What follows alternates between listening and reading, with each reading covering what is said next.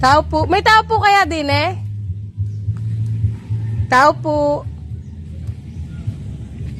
Tao po. Tao po. Marilu? Tao po. Ito po ka na Marilu Dilian? Nasaan po si Marilu? Pwede pong makakausap.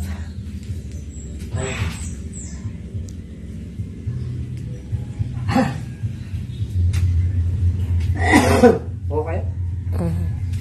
Thank you po. Dinin na lang po. Kayo po si Marilu Dilian? Ate, ako po si Banji. Representative po ako ng Love Laurelian, OFW Volunteers. May pinadadala po silang kaunting grocery po sa inyo po. Salamat. Tota! Dalawa din eh. Hindi ko na yung mga basahan. Hindi makaupo mo. Ako'y naglilinis lang. Ilan taon na po ang anak niyo, nanay? Mga ilang taon na mga anak niyo? Ang akin ng isang panganay ko ay mga siguro ay mga 40.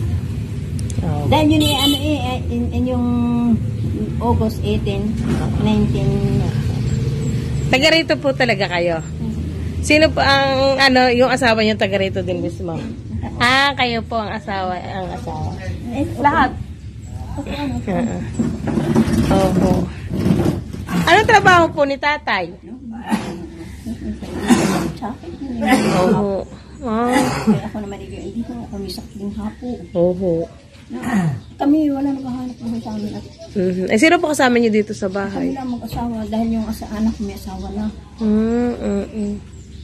Ay siya ang isa po kayo sa napili namin ngayong buwang ito na beneficiary ng aming charity, Love Laurelian OFW Volunteers. Nanay, pagpasensya niyo na po ang aming kaunting grocery. Salamat po, ate. Dinin natin. Salamat. Dinin natin nila. Ito pagkalain. Pasensya na po kayo sa amin. Dinin kayo, nanay! Salamat po. Para po, ari po nagtatagag at hindi po ko ba? Sana po may malaking tulong na po. Sadyang malaki ng tulong po yan. Salamat po. Salamat po sa inyo. Kay pagpalain.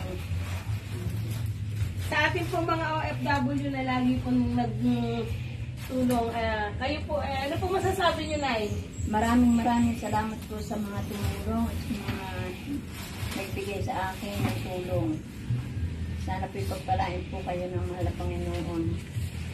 Maraming salamat po.